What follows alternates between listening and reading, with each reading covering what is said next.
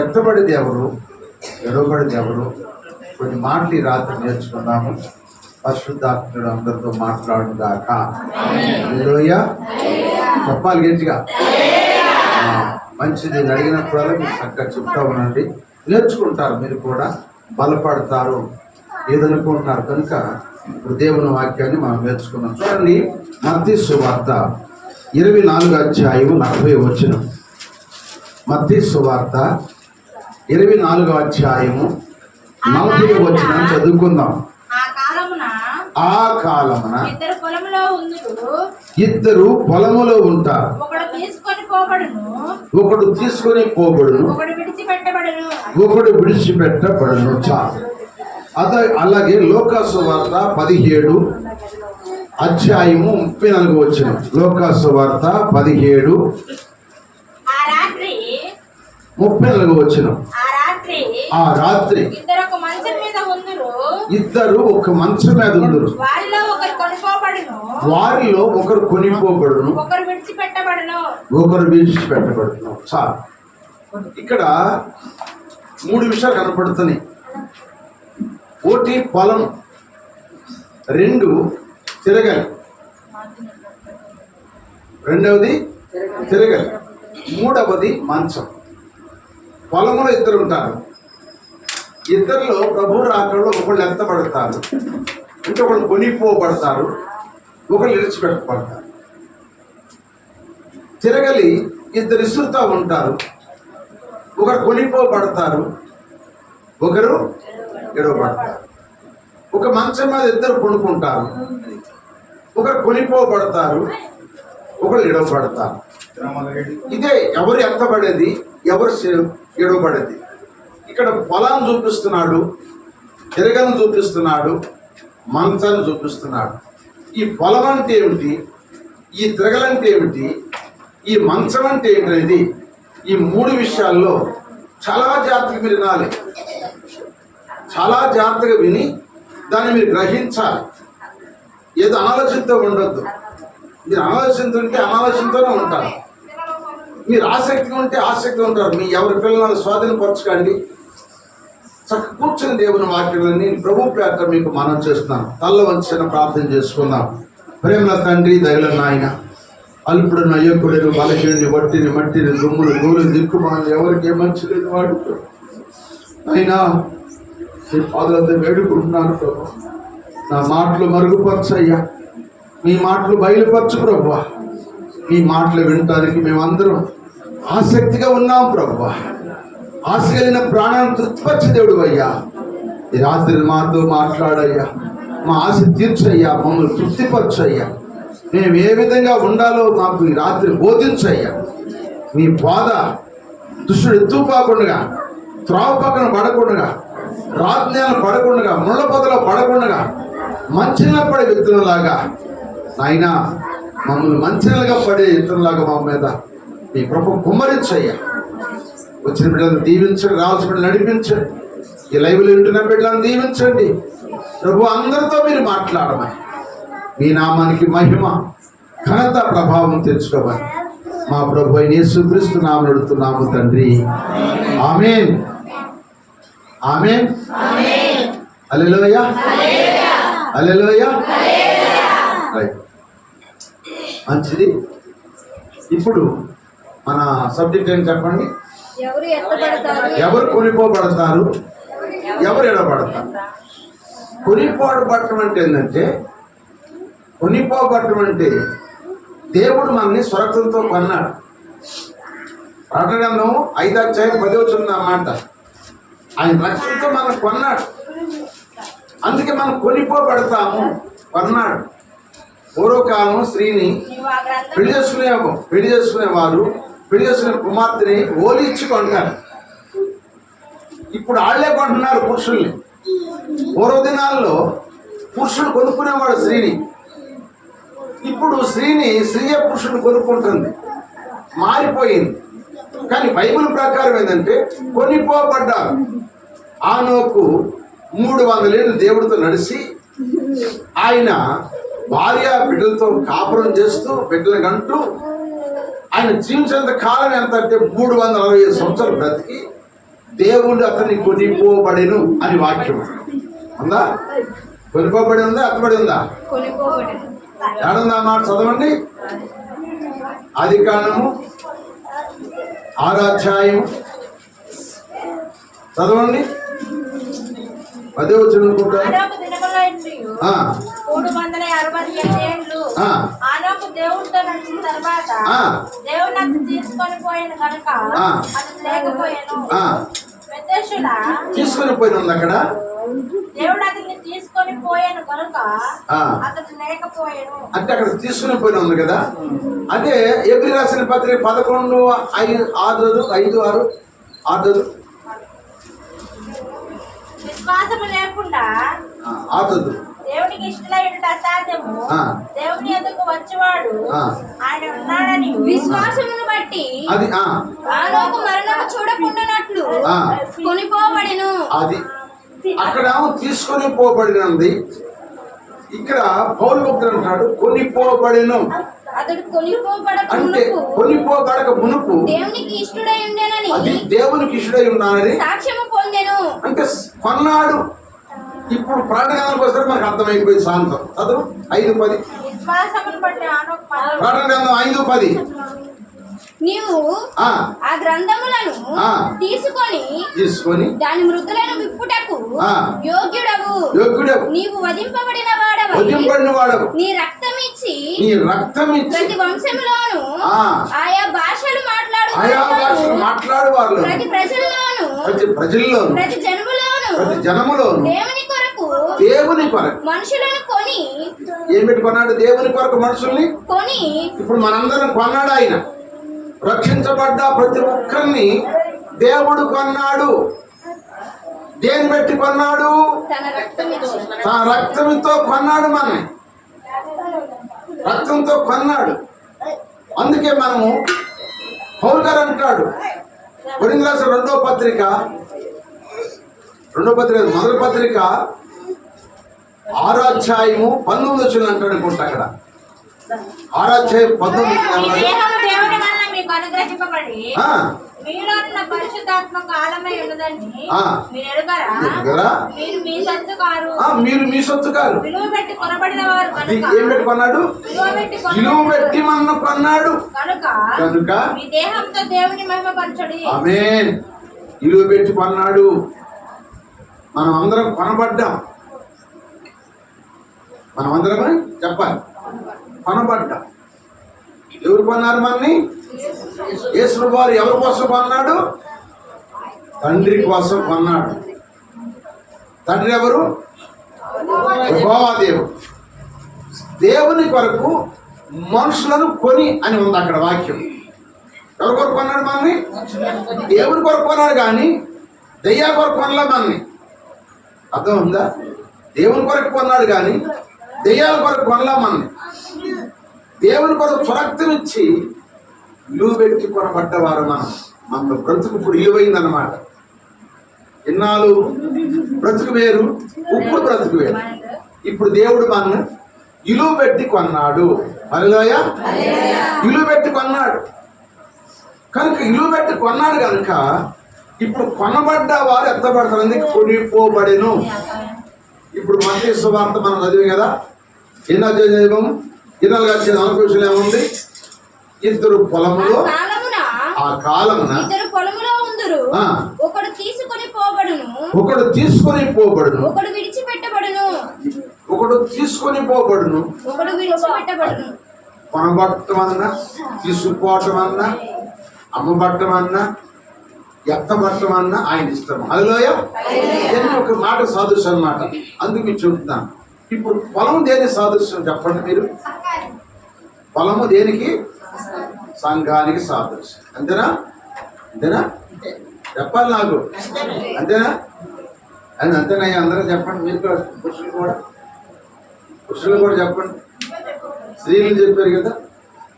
ఇప్పుడు పొలం దేని సాదృశ్యం చెప్పండి.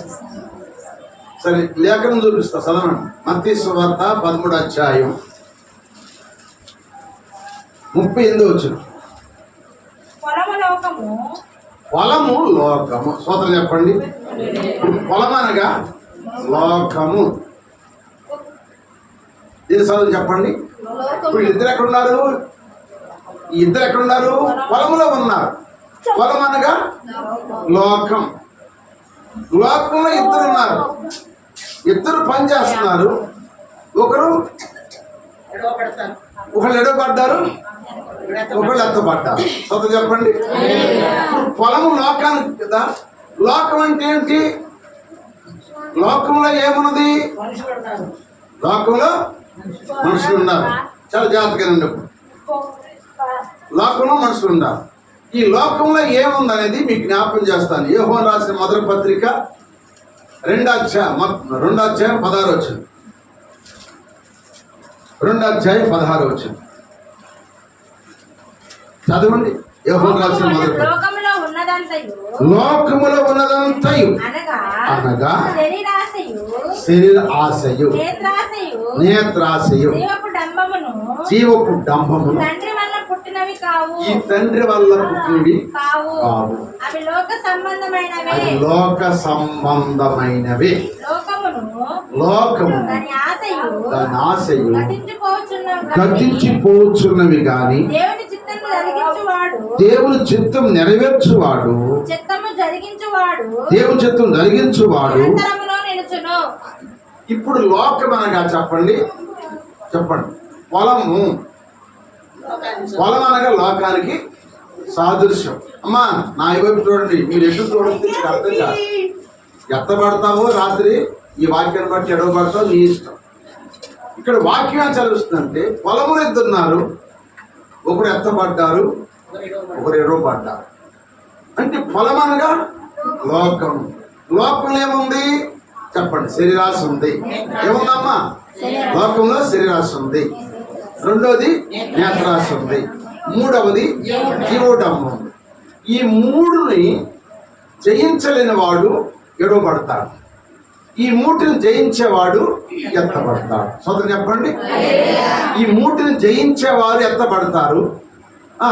ఈ మూటిని జయించలేని వారు ఎడవబడతారు. అది ఇద్దరు పొలంలో ఉన్నారు. ఇద్దరు పొలంలో పనిచేస్తున్నారు. ఇద్దరు లోకంలో ఉన్నారు. లోకంలో ఇద్దరు పనిచేస్తున్నారు. ఒకరు ఎత్తబడ్డారు, ఒకరు ఎడవబడ్డారు. పొలం అనగా లోకం అని చెప్పాను. లోకం ఉందంతా శరీరాశ, నేత్రాశ, జీవుడమ్ము. శరీరం ఏం కోరిద్ది చెప్పండి అమ్మా? శరీరం ఏం కోరిద్ది? సుఖాన్ని కోరిద్ది. నేత్రం ఏం కోరిద్ది చెప్పండి? నేత్రం ఏం కోరిద్ది చెప్పండి? నేత్రం ఏం కోరిద్ది? ఆకర్షణ. లోక పాపాన్ని ఆకర్షించుకునిద్ది. లోక పాపాన్ని ఆకర్షించు. మూడోది జీవుడమ్ము అంటే గర్వం. నా ఎంత తోడు లేదు, నా ఎంత తెలివితేటలు లేవు, నా ఎంత విచ్చి లేదు.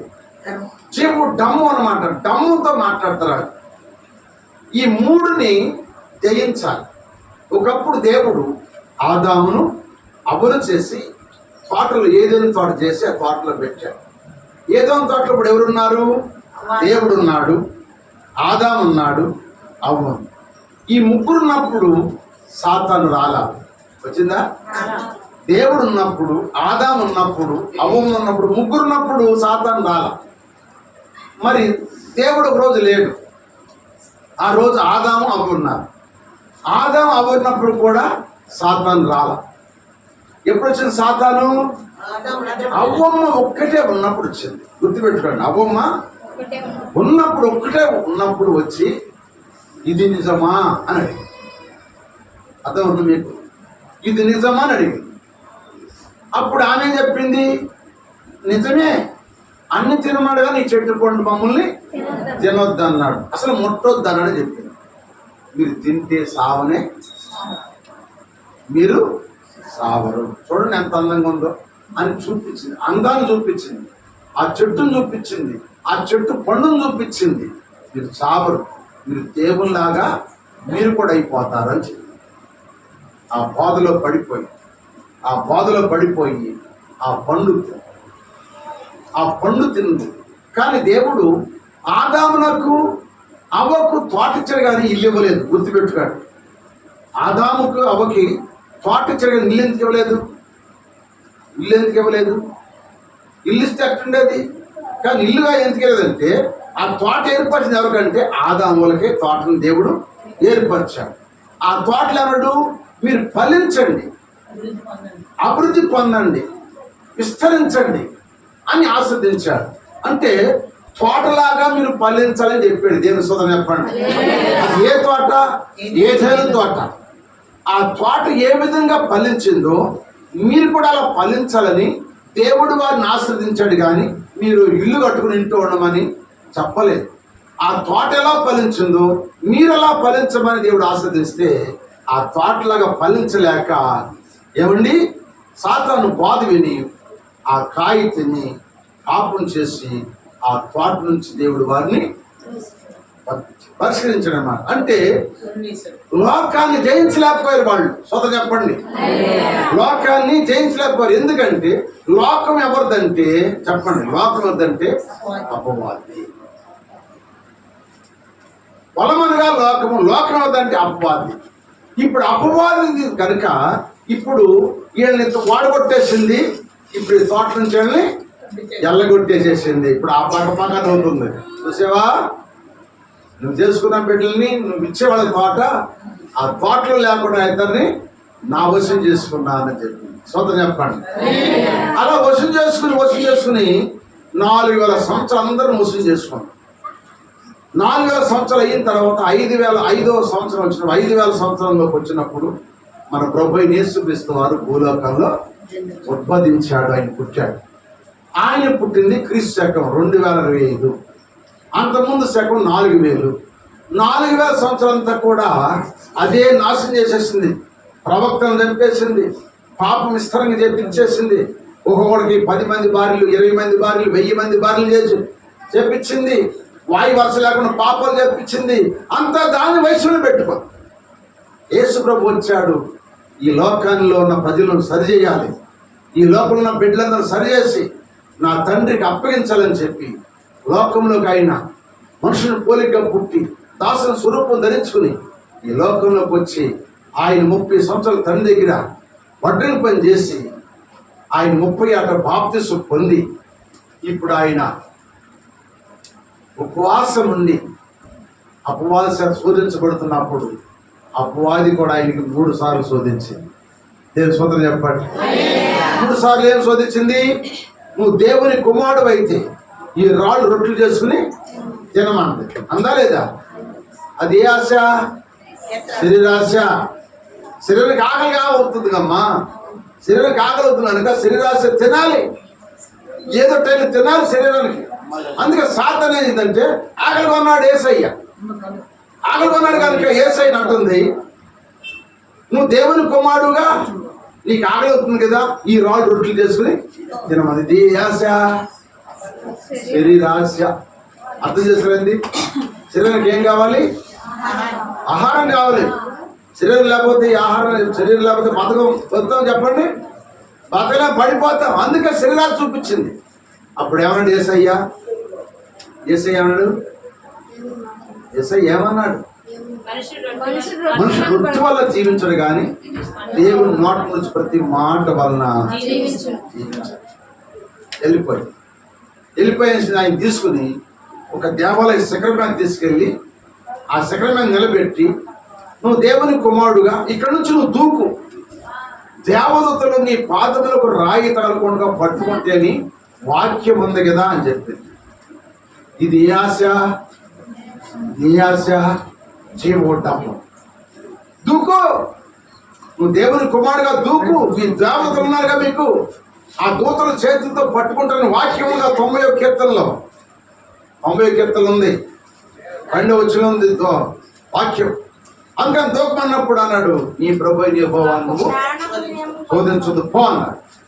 ఇప్పుడు 3వది నేత్రాన్ని చూపించింది. ఎక్కడ తీసుకెళ్ళింది?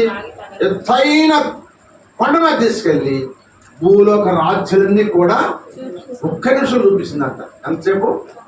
1 నిమిషంలోనే భూలోక రాజ్యాలన్నీ వాటి మహిమంతా చూపిస్తుందంట. యేసయ్య చూశాడు. అందుప్పుడు ఈ భూలోక రాజ్యములని నాకు ఇచ్చాడు. ఎవరు? నీ తండ్రి నాకు ఇచ్చాడు. ఇదంతా నా వశంలో ఉంది. నాకు ఒక్కసారి నువ్వు సాగిలిపడి నమస్కారం చేస్తే ఇదంతా నీకు ఇస్తాను. ఇది నేత్రాశ. సోదరు చెప్పండి. ఈ నేత్రాశని ఇప్పుడు ఏమన్నాడు యేసయ్య? నీ దేవుడు యెహోవాను శోధించవద్దు, ఆయనకి నువ్వు సాగిలపడి నీవే నమస్కరించాలని గర్తించాడు. దేవుని స్తోత్రం. హల్లెలూయా. అప్పుడు అది ఓడిపోయి వెళ్ళిపోయి. స్తోత్రం చెప్పండి. ఇది పొలము. స్తోత్రం చెప్పండి. ఏం చెప్పండి? పొలము. పొలం అనగా చెప్పాలి. పొలం అనగా లోకం. లోకం. ఈ లోకం అనే పొలాన్ని ఇప్పుడు ఆదాము జయించలేకపోయి, అవ్వ జయించలేకపోయి. ఆ పొలాన్ని ఎవరు జయించారు? ఇప్పుడు యేసు ప్రభువు వారు జయించాడు. యేసు ప్రభువు వారు జయించామనంటే, నేను జయించిన ప్రకారం మీరు కూడా జయిస్తే మిమ్మల్ని పరలోకంలో స్తంభంగా నిలబెడతా అన్నాడు. చదవండి ఒక మాట. ప్రకటన గ్రంథం 3:21. ప్రకటన గ్రంథము 3:21. జయించి నా తండ్రితో కూడా, నేను జయించి నా తండ్రితో కూడా ఆయన సింహాసనం కూర్చుండి కూర్చున్న ప్రకారం జయించు వానిని నాతో కూడా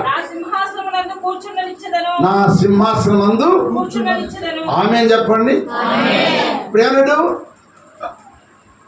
జయించిన వాడిని అంటున్నాడు ఇక్కడ. నేను జయించాను, నా తండ్రి సింహాసనం మీద కూర్చున్నాను అన్నాడు. స్తోత్రం చెప్పండి. హల్లెలూయా. హల్లెలూయా. హల్లెలూయా. అయ్యా ఎవరు ఇక్కడ కూర్చున్నారు? నిద్ర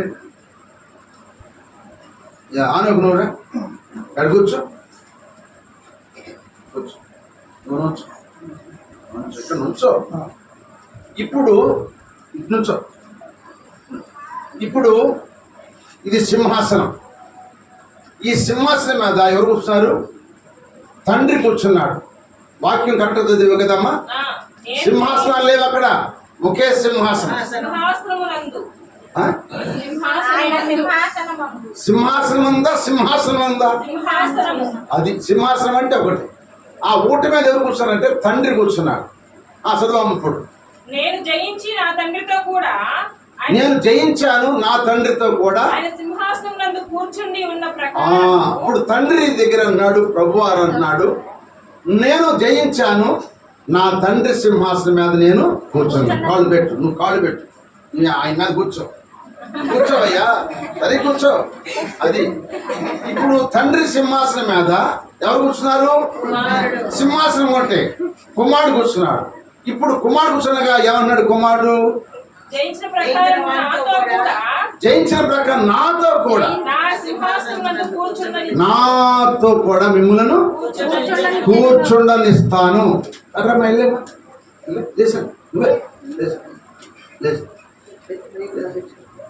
ఈయన మీద కూర్చో. ఇప్పుడు తండ్రి కుమారుడు జయించాడు. ఇప్పుడు సంఘం అనే మానవుడు జయించాడు. తండ్రి ఏమన్నా, కుమారుడు ఏమన్నాడు? నేను జయించి నా తండ్రి సింహాసనం మీద నేను కూర్చున్నాను. సింహాసనం ఒకటే, తండ్రి ఒడిలో కుమారుడు కూర్చున్నాడు, కుమారుడు ఒడిలో సంఘం కూర్చోవాలి. జయించిన వాడు తండ్రి ఒళ్ళో కుమారుడు కూర్చున్నాడు, కుమారుడు ఒళ్ళో అనగా భర్త ఒళ్ళో సంఘం అనే భార్య కూర్చునేది అనమాట. దీని సూత్రం చెప్పండి. అర్థమైందా మీకు? ఇది అనమాట. లేకపోతే ఇప్పుడు నీవు ఎత్తబడే గుంపులు ఉంటావా, ఎడవగడే గుంపులు ఉంటావా? ఎత్తబడి గుంపులు ఉండాలన్నప్పుడు ఏం చేయాలి? మనము జయించాలి. ఏం జయించాలి? ఈ లోకాన్ని జయించాలి.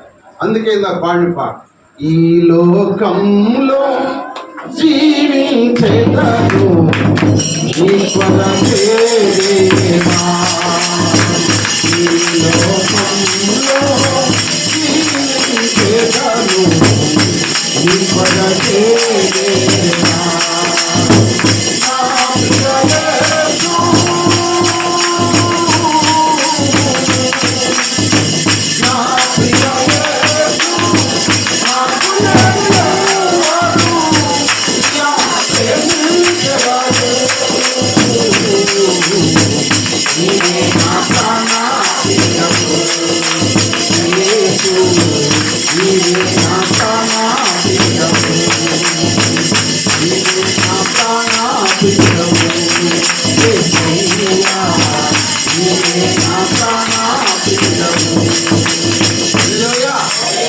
ప్రాణప్రియుడు ఎవరంటే యేసయ్య. తండ్రి సింహాసనం మీద యేసయ్య కూర్చున్నాడు. యేసయ్య ఒళ్ళో సంఘం కూర్చుంటుంది. ఏ సంఘం అయితే ఎత్తబడిద్దో ఆ సంఘం అక్కడ కూర్చుంది. ఆయన ఒళ్ళో కూర్చోబెట్టుకుంటాడు. దేవుని సోదరు చెప్పండి, ఆయన ఒళ్ళో కూర్చోబెట్టుకుంటాడు. ఆయన ఒళ్ళో కూర్చుని ఆ ధన్యత ఈ రాత్రి ఇక్కడ కూర్చున్న వాళ్ళు ఎవరికి ఉందో ఆ ధన్యత. ఆ దరిద్రను కాపాడుకోవాలంటే ఈ పొలమని ఈ లోకములో జాగ్రత్తగా ఉండాలి. ఈ లోకములో నాటిని జయించాలి. సోదరు చెప్పండి, ఈ లోకంలో నాటిని అర్థమైందో చెప్పాను. లోకం అనగా పొలం అనగా లోకం ఉందంటే శరీరాశ. శరీరాశ అంటే ఏమి తిందామా, ఏమి తాగుదామా, ఏమి ధరించుకుందామని. నేత్రాశ ఏసే చూపిస్తుందిగా భూలోకం అంతా. నాకు మొక్తే నీకు ఇచ్చా అంటున్నాను కదా, ఇది నేత్రాశ. జీవు డమ్ము దూకు. ఈ దేవతలు నీ తోడున్నారు కదా, పట్టుకుంటారని వాళ్ళకి ఈ మూటిని ఏసై జయించాడు. మనం కూడా జయించాలి. ప్రవచన వరం ఉన్నా, దర్శన వరం ఉన్నా, వాక్య పరిచయం ఉన్నా, ప్రత్యక్షత ఉన్నా, ఏదున్నా మనము జీవడమ్మం పోవాలి. మనం తగ్గించుకుని బ్రతకాలి, లోబడి బ్రతకాలి. అలా బ్రతికి మనం జాగ్రత్తగా ఉంటే తప్పక మనం జయిస్తాం. ఈ లోకాన్ని జయించాలి. అందుకే యేసు వారు చెప్పాడు, ఆ దినమున పొలములో ఇద్దరు ఉందరు. ఆ దినమున పొలములో ఇద్దరు ఉంటారు. ఒకరు పడతారు, ఒకరు నిలబడతారు. పొలం గురించి చెప్పాను. ఇక తిరగలి ఉంది. ఈ తిరగలి చెప్పాలంటే దాదాపు ఒక అరగంట పాయింట్ పడుతుంది. టైం అయిపోయింది, ముక్తి చేస్తాం. 10 అవుతుంది. తిరగలి చెప్పాలంటే ఒక అరగంట.